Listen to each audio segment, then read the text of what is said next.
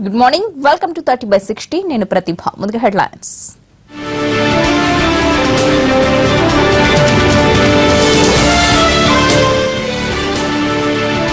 వేగంగా మారిపోతున్న తమిళ రాజకీయాలు, తిరుగుబాటు బావుటా ఎగురవేసిన సెల్వం.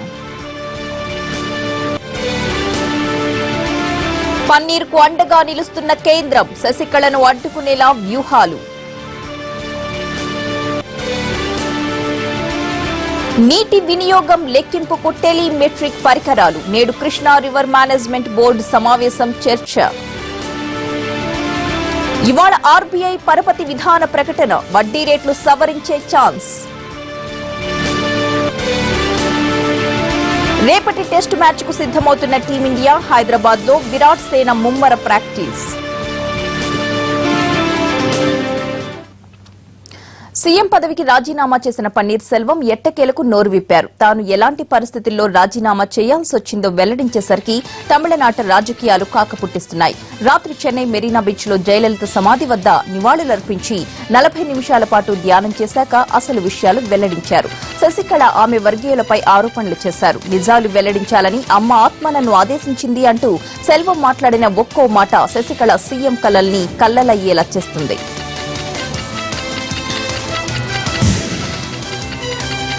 అన్నాడీఎంకేను రాష్ట్రాన్ని కాపాడాలని అమ్మ ఆదేశించిందన్నారు పన్నీర్ సెల్వం. పార్టీ ప్రధాన కార్యదర్శిగా మధుసూదన్ను నియమించాలని కోరితే వద్దన్న అమ్మ బాటలో పయనిస్తూ విధులు నిర్వర్తించా, విజయాలు సాధించా. ప్రధానితో సమావేశంలో ఉండగానే తంబిదురై ఎంపీలతో వచ్చారంటూ సెల్వం ఆవేదన వెళ్లగక్కుతూ అసలు బాంబు పేల్చారు. బలవంతంగా తనతో రాజీనామా చేయించారని శశికళపై ఆరోపణలు చేశారు. మంత్రివర్గ సహచరులే తనకు వ్యతిరేకంగా వ్యవహరించారంటూ వాపోయారు. తాను సీఎంగా ఉండగానే శశికళ సీఎం బాధ్యతలు చేపట్టాలని రెవెన్యూ మంత్రి ఉదయ్ కుమార్ పట్టుబట్టారంటూ ఆవేదన చెందారు. శశికళపై ఆరోపణలు చేసిన పన్నీర్ సెల్వంపై సీరియస్ గా స్పందించింది అన్నాడీఎంకే పార్టీ అధిష్టానం. ఆయన్ను అన్నాడీఎంకే పార్టీ పదవి నుంచి తొలగించింది. సీఎం పదవికి బలవంతంగా రాజీనామా చేయించారు, ఎన్నో అవమానాలకు గురిచేశారు అని సెల్వం ఆరోపించడంతో పోయస్ గార్డెన్ కు హుటాహుటీన చేరుకున్న కీలక నేతలతో శశికళ చర్చలు జరిపారు. సెల్వంపై క్రమశిక్షణ చర్యలు తీసుకోవాలంటూ పలువురు సూచించారు. పార్టీ ప్రధాన కార్యదర్శి హోదాలో శశికళ కీలక నిర్ణయం తీసుకున్నారు. అన్నాడీఎంకే ట్రెజరర్ పదవి నుంచి సెల్వంను తప్పిస్తూ నిర్ణయం తీసుకున్నారు. ట్రెజరర్ పదవిలో డి శ్రీనివాసన్ను నియమిస్తూ ఉత్తర్వులు జారీ చేశారు.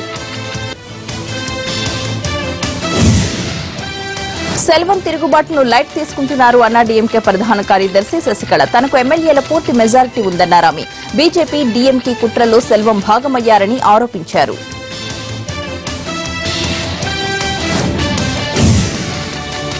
అన్నాడీఎంకే పార్టీ కోశాధికారి పదవి నుంచి తప్పించడాన్ని తీవ్రంగా తప్పుపట్టారు పన్నీర్ సెల్వం. ఆ పదవి అమ్మ ఇచ్చారని తీసేసే హక్కు ఎవరికీ లేదన్నారు.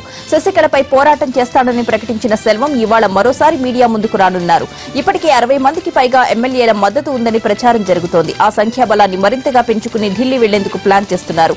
ఇవాళ రాష్ట్రపతి కేంద్ర హోంమంత్రులను కలిసి ప్రభుత్వ ఏర్పాటుకు అవకాశం ఇవ్వాలని కోరనున్నట్లుగా తెలుస్తోంది. మరోవైపు సెల్వం అభిమానులు అర్ధరాత్రి నుంచే సంబరాలు జరుపుకుంటున్నారు.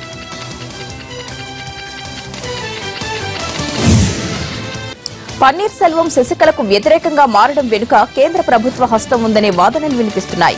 బీజేపీ అండతోనే పన్నీర్ సెల్వం రెబల్ గా మారినట్లు ప్రచారం జరుగుతోంది. జయలలిత ఆసుపత్రి పాలైన నాటి నుంచి తమిళ రాజకీయాలను నిశితంగా గమనిస్తున్న కేంద్రం రిమోట్ కంట్రోల్ పాలిటిక్స్ చేయడం వల్లే ప్రస్తుత పరిస్థితులు ఉత్పన్నమయ్యాయని వ్యక్తమవుతోంది.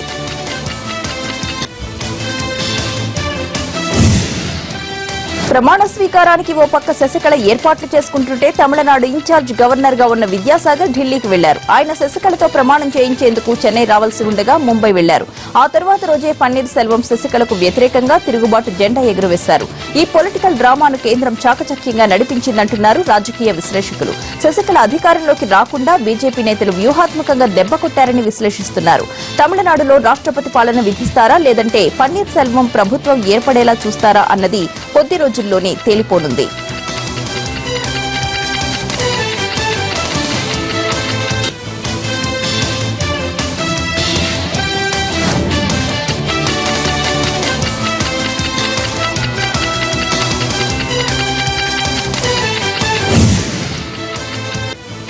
శశికళ సీఎంగా పగ్గాలు చేపడతారని తెలిసినప్పటి నుంచి తీవ్ర ఆగ్రహంతో ఉన్న విపక్ష నేత స్టాలిన్ ఢిల్లీకి వెళ్లి కేంద్రంతో చర్చలు జరుపుతున్నారు.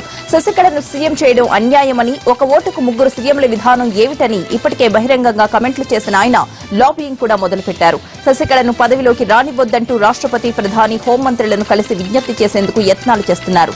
సెల్వం పట్ల పూర్తి సానుకూల వైఖరితో ఉన్న స్టాలిన్ ఇటీవలే తన కాన్వాయ్ ని పక్కకు తప్పించి సీఎంకు దారిచ్చారు. పన్నీర్ సెల్వం సీఎంగా ఉంటే అవిశ్వాస తీర్మానం కూడా ప్రవేశపెట్టేది లేదని ఓ సందర్భంలో చెప్పారు. ఇప్పుడు శశికళ ఉమ్మడి శత్రువు కాబట్టి ఆయన పన్నీర్ సెల్వంకు పూర్తి స్థాయిలో సహకరించే అవకాశం ఉందని తమిళనాట చర్చ నడుస్తోంది.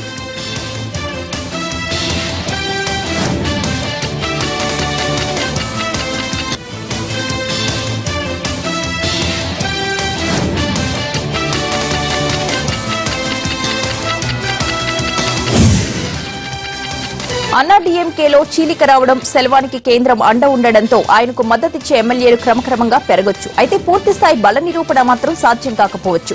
దీంతో సెల్వానికి డీఎంకే మద్దతిస్తారని ప్రచారం కూడా నడుస్తోంది. అయితే పన్నీర్కు డీఎంకే మద్దతు పలికితే అది ఆత్మహత్య సదృశ్యమే అవుతుందని ప్రశ్న ఉదయిస్తోంది.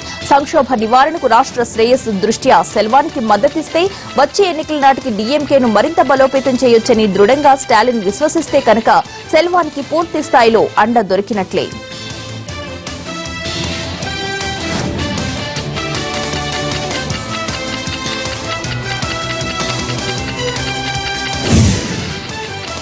గవర్నర్ విద్యాసాగర్ రావు ఇవాళ కూడా చెన్నై వెళ్లట్లేదని సమాచారం. సీఎంగా ప్రమాణ స్వీకారం చేయాలని శశికళ నిర్ణయించుకున్న ముహూర్తానికి చెన్నై వెళ్లని తమిళనాడు తాత్కాలిక గవర్నర్ విద్యాసాగర్ రావు తాజా రాజకీయ సంక్షోభం దృష్ట్యా మరికొన్ని రోజులు వేచి చూడాలని భావిస్తున్నట్లు తెలుస్తోంది. ముంబైలో ఉన్న గవర్నర్ విద్యాసాగర్ రావు ఇవాళ కూడా చెన్నై వెళ్లరని తెలుస్తోంది. శశికళపై సెల్వం తాజా ఆరోపణలు, అన్నాడీఎంకేలో సంక్షోభం, చీలికలను గమనిస్తున్న గవర్నర్ ఇద్దరిలో ఎవరికి మెజార్టీ ఎమ్మెల్యేల మద్దతు ఉందనే విషయంపై స్పష్టత కోసం వేచి చూస్తున్నారని విశ్లేషకులు అభిప్రాయపడుతున్నారు. తమిళనాడులో ప్రభుత్వ ఏర్పాటుపై గవర్నర్ నిర్ణయమే కీలకంగా మారనుంది.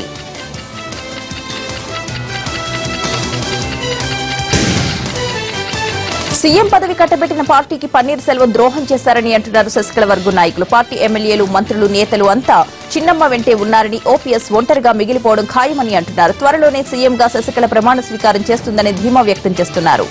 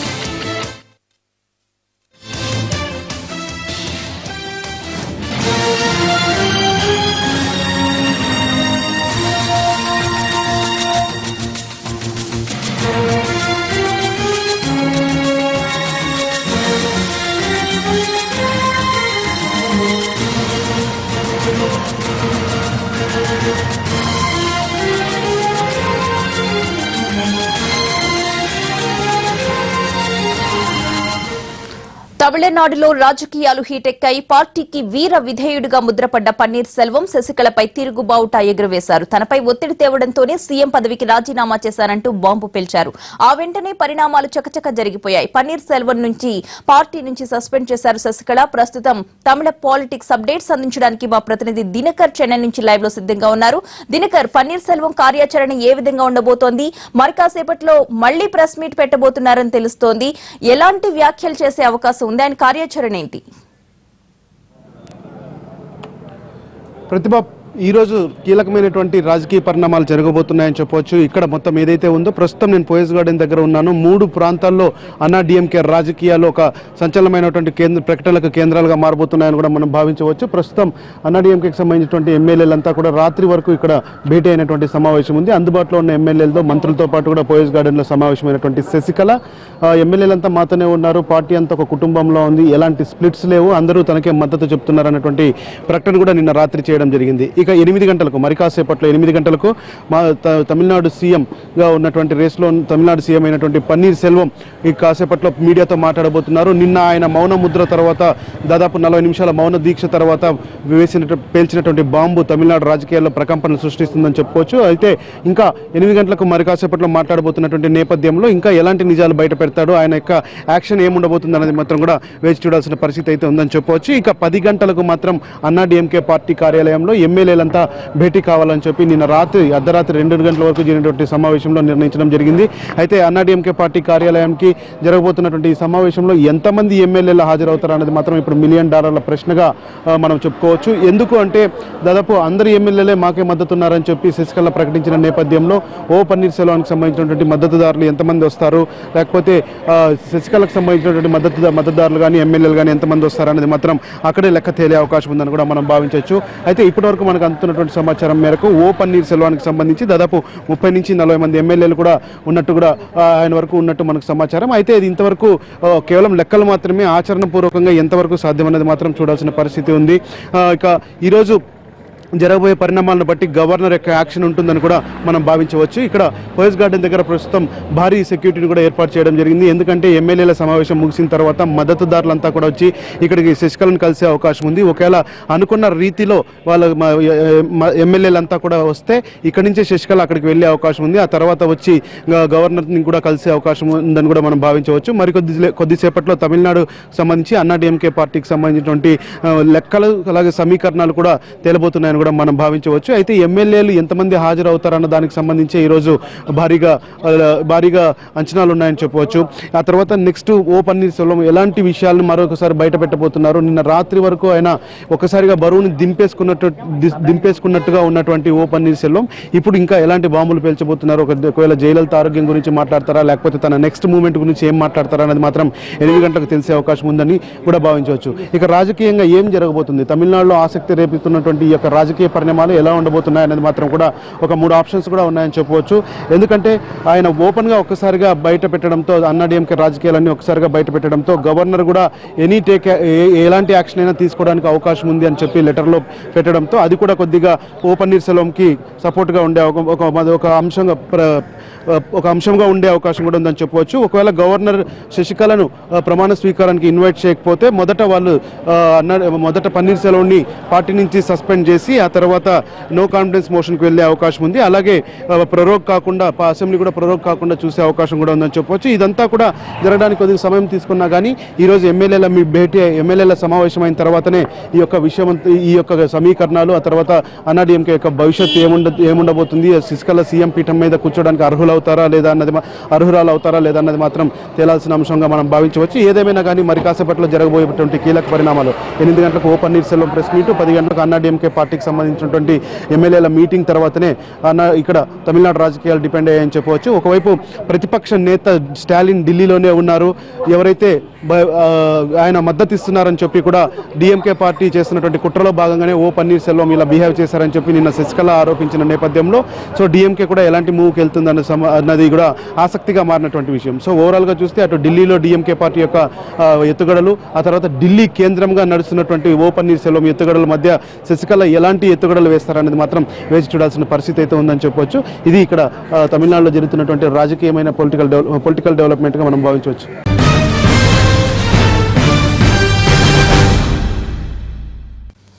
Back to news. ఇవాళ మధ్యాహ్నం 3 గంటలకు Krishna river management board Hyderabad లో సమావేశం కానుంది.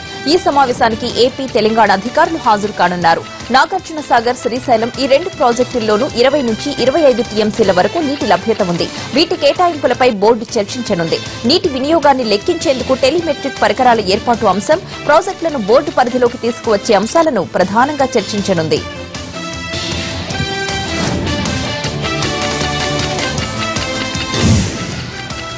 మూలధన లాభాలపై పన్ను మినహాయింపు ఇచ్చినందుకు ప్రధాని మోడీకి ఏపీ రాజధాని ప్రాంత రైతులు కృతజ్ఞతలు తెలిపారు. టీడీపీ నేతల ఆధ్వర్యంలో ఢిల్లీకి వెళ్లిన రైతులు పార్లమెంటు ప్రాంగణంలో ప్రధానిని కలిసి కృతజ్ఞతలు తెలిపారు. తరువాత కేంద్ర మంత్రి వెంకయ్యతోనూ వారు సమావేశమయ్యారు. ఏపీని అన్ని విధాలా ఆదుకుంటామని, ఎవరూ భయపడాల్సిన పని లేదని అన్నారు వెంకయ్య. ఉమ్మడి ఏపీ విభజన సమయంలో ఆంధ్రప్రదేశ్లో ఉన్న సెంటిమెంట్ తాను అర్థం చేసుకోలేకపోయానని చెప్పారు కేంద్ర ఆర్థిక మంత్రి అరుణ్ జైట్లీ. ఆ తరువాత పార్లమెంట్లో చర్చ జరిగినప్పుడే ఏపీ ప్రజలు ఏమనుకుంటున్నారో తెలిసిందని అన్నారు. తమకు క్యాపిటల్ గెయిన్స్ ట్యాక్స్ మినహాయించినందుకు జైట్లీని ఏపీ రాజధాని ప్రాంత రైతులు సన్మానించారు. ఎన్డీఏ సర్కార్ వచ్చిన వెంటనే ఒకదాని తర్వాత మరొకటిగా ఏపీ సమస్యలు పరిష్కరిస్తున్నామన్నారు జైట్లీ. అమరావతి నిర్మాణానికి ల్యాండ్ పూలింగ్ కొత్త ఐడియా అని, ఈ పద్ధతిని ప్రోత్సహించాల్సిన అవసరం ఉందని అన్నారు.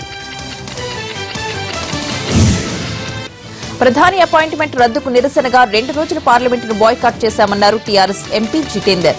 రాష్ట్ర అభివృద్ధికి కేంద్ర సాయం అవసరమని భావించి పార్లమెంట్లో అంశాల వారీగా ప్రభుత్వానికి మద్దతిస్తున్నామని, కానీ కేంద్రం మాత్రం తెలంగాణపై వివక్ష చూపిస్తోందని ఆరోపించారు. ఐపీఎస్ కేటాయింపుతో పాటు శకటాల ఎంపికలో తమ పట్ల కేంద్రం పక్షపాతంతో వ్యవహరించిందని విమర్శించారు.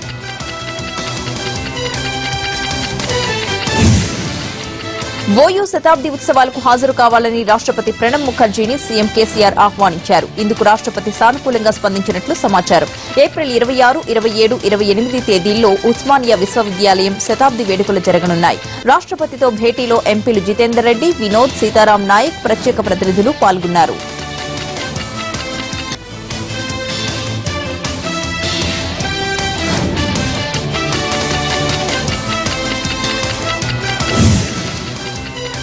యూపీలో ప్రచారాన్ని ముమ్మరం చేశారు ఎస్పీ కాంగ్రెస్ నేతలు. ఆ పార్టీల రథ సారథులు అఖిలేష్ యాదవ్, రాహుల్ గాంధీ మీరట్లో ర్యాలీ నిర్వహించారు. స్కామ్ కు సరికొత్త భాష్యం చెబుతూ మాయావతి పేరును మోడీ చేర్చడంపై అఖిలేష్ ఆశ్చర్యపోయారు. గతంలో బీఎస్పీతో కలిసి 3 సార్లు బీజేపీ అధికారం పంచుకున్న విషయాన్ని గుర్తు చేశారు. అటు రాహుల్ కూడా ప్రధానిపై విరుచుకుపడ్డారు. యూపీ ప్రజల మధ్య విభజన తెచ్చేందుకే మోడీ ప్రయత్నిస్తున్నారని ఆరోపిస్తూ బీజేపీకి గుణపాఠం చెప్పాలంటూ ఓటర్లకు పిలుపునిచ్చారు. శ్రీలంక నేవీ అదుపులోకి తీసుకున్న 10 మంది తమిళ జాలర్లను విడిపించాల్సిందిగా కోరుతూ ప్రధానికి లేఖ రాశారు అన్నాడీఎంకే ప్రధాన కార్యదర్శి శశికళ. తమిళనాడు రామేశ్వరానికి చెందిన 10 మంది మత్స్యకారులను మొన్న అదుపులోకి తీసుకున్నారు శ్రీలంక నౌకదళ సిబ్బంది. తమ జలాల్లోకి అక్రమంగా వచ్చారంటూ వారిపై కేసు నమోదు చేసింది. అయితే మత్స్యకారులు కావాలని శ్రీలంక సముద్ర జలాల్లోకి ప్రవేశించలేదని, బోటు చెడిపోవడంతో అక్కడ చిక్కుకుపోయారని వివరిస్తూ మోడీకి లేఖ రాశారు శశికళ. అలాగే ఇప్పటికే శ్రీలంకలో అదుపులో ఉన్న 119 బోట్లను, 35 మంది జాలర్లను కూడా విడిపించడానికి చర్యలు తీసుకోవాలని లేఖలో కోరారు. విజయ్ మాల్యాపై కర్ణాటక హైకోర్టు మరోసారి ఆగ్రహం వ్యక్తం చేసింది. యునైటెడ్ బ్రూవరీస్ హోల్డింగ్స్ లిమిటెడ్ అమ్మకానికి హైకోర్టు ఆదేశాలిచ్చింది. యూపీహెచ్ఎల్ ప్రమోట్ చేసిన కింగ్ ఫిషర్ ఎయిర్లైన్స్ లిమిటెడ్ చెల్లించాల్సిన రుణాలను రాబట్టేందుకు ఈ ఆదేశాలు జారీ చేసింది. 10 రూపాయల నాణంపై నెలకొన్న సందిగ్ధానికి ఆర్బీఐ తెరదించింది. 10 రూపాయల నాణాలున్న వారు భయపడాల్సిన పని లేదని, అవి పూర్తి చట్టబద్దత కలిగిన నాణాలని తెలిపింది. రోజువారీ లావాదేవీల్లో నిరభ్యంతరంగా ఉపయోగించవచ్చని కూడా స్పష్టం చేసింది. నాణాలపై వస్తున్న వదంతులు నమ్మవద్దని, వాటి చెల్లుబాటుపై సందేహాలు వద్దని సూచించింది. రిజర్వ్ బ్యాంక్ ద్వారానే అవి చలామణిలోకి వస్తున్నాయని పేర్కొన్న ఆర్బీఐ ఎప్పటికప్పుడు వివిధ రూపాల్లో, వివిధ డిజైన్లలో కొత్త నాణాలను ముద్రిస్తున్నట్లు తెలిపింది. ఎన్టీఆర్ జీవిత చరిత్రపై సినిమా తీయడానికి ఓ కమిటీని ఏర్పాటు చేసినట్లు తెలిపారు బాలకృష్ణ. వివాదాస్పద అంశాలపైన వివరణ ఇచ్చారు. సినిమా ఎక్కడ మొదలు పెట్టాలో, ఎక్కడ పూర్తి చేయాలో తనకు తెలుసన్నారు బాలకృష్ణ. హైదరాబాద్ లో ఈ నెల 12న బ్రైడల్ ఫ్యాషన్ వీక్ జరగనుంది. వెడ్డింగ్ కలెక్షన్స్ తో మోడల్స్ అదరగొట్టనున్నారు. షో స్టాపర్ గా బాలీవుడ్ బ్యూటీ సోహా అలీ ఖాన్ వ్యవహరించనుంది. ఈ కార్యక్రమాల లోగో లాంచ్ లో ఇండియన్ ఐడల్ శ్రీరామచంద్ర కూడా పాల్గొన్నాడు. మోడల్స్ బ్రైడల్ కలెక్షన్స్ తో ర్యాంప్ పై హొయ్యలు పోయారు.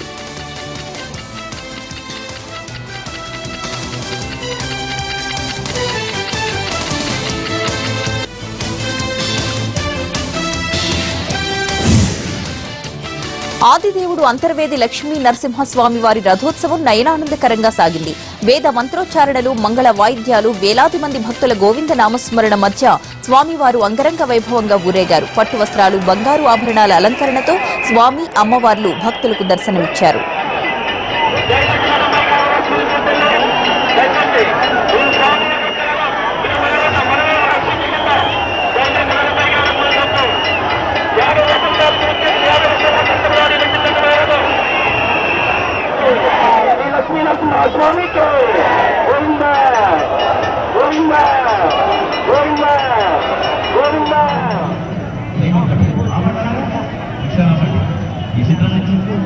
దుబాయ్